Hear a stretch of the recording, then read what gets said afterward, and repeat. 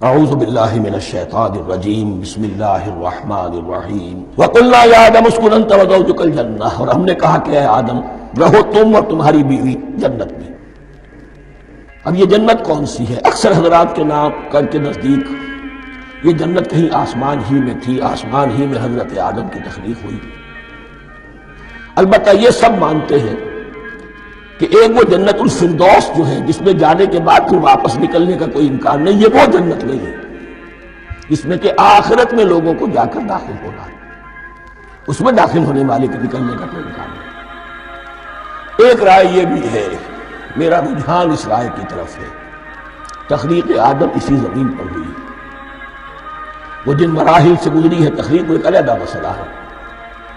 Biology اور وحی دونوں اس پر متفق ہیں کہ مٹی سے، کرسٹ آف دی ارتھ سے انسان بنا ہے، اس پر اتفاق ہے قرآن کا بھی اور بائیولوجی کا بھی، جدید علم الحیوانات کا بھی، علم الحیات کا۔ سٹیجز کیا ہیں اس میں اختلاف ہو سکتا ہے، اس کو چھوڑ دیجیے، وہ اس وقت کا بحث نہیں ہے۔ یہی کسی اونچے مقام پر کوئی سرسبز و شاداب علاقہ تھا جہاں حضرت آدم کو رکھا گیا، جہاں ہر طرح کے میوے تھے، ہر شے، لا تظمأ فیہا ولا تضحیٰ، نہ اس میں بھوک لگے گی نہ دھوپ تمہیں ستائے گی، ہر طرح کی چیز تمہیں فراہم ہے۔ وہاں رکھے گئے ہیں صرف ایک ڈیمانسٹریشن کے لیے کہ انہیں نظر آ جائے کہ شیطان میرا دشمن ہے، وہ مجھے ورگلائے گا، طرح طرح سے میرے اندر وسوسہ اندازی کرے گا میرے اور میری اولاد کے، صرف ایک ڈیمانسٹریشن۔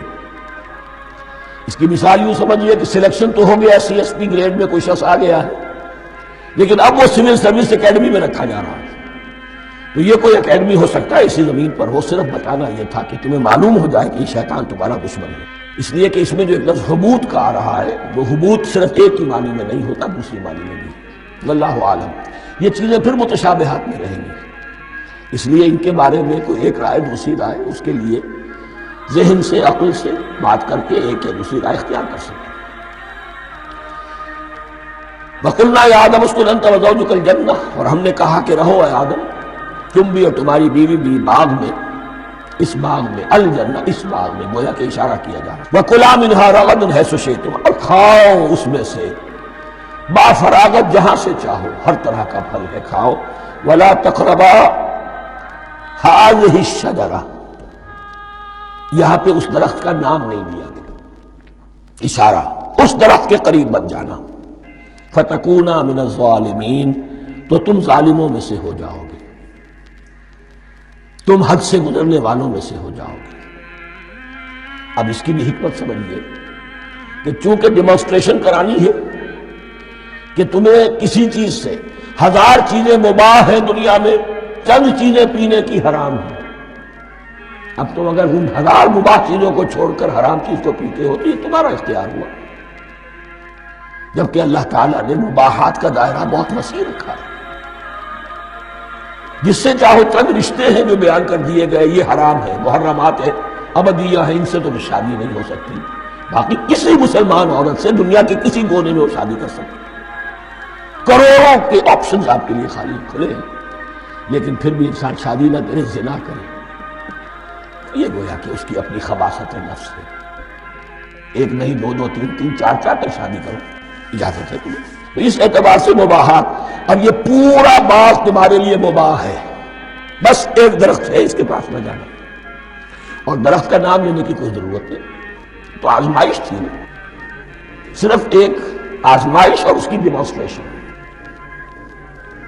فَأَزَلَّهُمَا الشَّيْطَانُ عَنْهَا، تو پھسلا دیا ان دونوں کو شیطان نے اس درخت کے بارے میں۔ اب وہ کس کس طریقے سے پھسلایا، یہ بھی جیسا کہ میں نے عرض کیا 6 مرتبہ چونکہ یہ قصہ آ چکا ہے، اس کی آپ کو سورہ طٰہٰ میں تفصیل ملے گی، کس کس طریقے سے پھسلایا اور اس بات کے لیے تیار کیا۔ فَأَخْرَجَهُمَا مِمَّا كَانَا فِيهِ، تو نکلوا دیا ان دونوں کو اس کیفیت میں سے جس میں کہ وہ تھے، وہ کیفیت کہ نہ کوئی مشقت ہے نہ کوئی محنت ہے، اور انسان کو ہر طرح کا اچھے سے اچھا پھل مل رہا ہے، تمام ضروریات فراہم ہیں، خاص کوئی حلہ جنت ہے جس کا کہ لباس بھی عطا کیا گیا ہے، لیکن ان کیفیات سے اب نکال کر اب جسے آپ کہیں گے bitter facts of life، اچھا اب جاؤ، یہ ڈیمانسٹریشن کرنی تھی، ہو گئی۔ شیطان تمہارا دشمن ہے، تمہارا اور تمہاری نسل کا، شیطان لعین، اور وہ تمہیں پھسلائے گا جیسے آج پھسلایا۔ تم آگاہ رہنا اس کی شرارتوں سے۔ ان الشیطان لکم عدو فاتخذوہ عدوا، یہ شیطان تمہارا دشمن ہے، اسے اپنا دشمن ہی سمجھو۔ لیکن یہ ہے کہ اگر کچھ لوگ اسے دوست بنا لیں، اس کے ایجنٹ بن جائیں، اس کے کارندے بن جائیں، یہ ان کا چوائس ہے جس کی سزا انہیں ملے گی۔ فَأَخْرَجَهُمَا مِمَّا كَانَا فِيهِ وَقُلْنَا اهْبِطُوا بَعْضُكُمْ لِبَعْضٍ عَدُوٌّ، اور ہم نے کہا اترو، تم سب ایک دوسرے کے دشمن ہوگے۔ اب یہ چونکہ جمع کا صیغہ آیا ہے، ایک دوسرے کے دشمن ہوگے، تو ایک دشمنی تو شیطان اور آدم اور ذریت آدم کی ہے، ایک اور دشمنی بھی ہے جو انسان میں مرد اور عورت کے نام ہے۔ عورت بھی پھسلاتی ہے، غلط راستے پر ڈالتی ہے، مرد عورتوں کو گمراہ کرتے ہیں، عورتیں مردوں کو گمراہ کرتی ہیں۔ قرآن مجید میں کہا گیا یا ایھا الذین آمنوا ان من ازواجکم واولادکم عدوا لکم فاحذروہم، اہل ایمان چوکنے رہو، چوکس رہو، تمہاری بیویوں اور اولاد میں سے تمہارے دشمن، بچ کر کیپ الرٹ، کہیں ان کی محبت تمہیں راہ حق سے منحرف نہ کر دے۔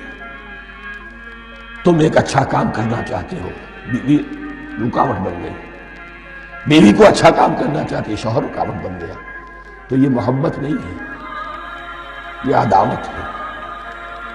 اس حوالے سے بعضکم لبعض عدو وَلَكُمْ فِي الْأَرْضِ مُسْتَقَرٌّ وَمَتَاعٌ إِلَىٰ حِينٍ، اور تمہارے لیے اب زمین میں مستقر ہے، جائے قیام ہے اور متاع ہے، ضرورت کی چیزیں ہیں ہم نے فراہم کر دی ہیں، اِلَىٰ حِين، لیکن ایک وقت معین تک کے لیے، یہ ابدی نہیں ہے، ایک وقت آئے گا یہ بساط ہم لپیٹ دیں گے۔ یوم نطوی السماء کطی السجل للکتب، جس دن کے ہم تمام فضاؤں کو اور تمام خلاؤں کو، تمام آسمانوں کو اس طرح لپیٹ لیں گے جیسے کتابوں کا طوبار لپیٹ دیا جاتا ہے۔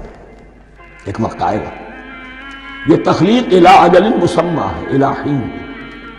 صدق اللہ العظیم۔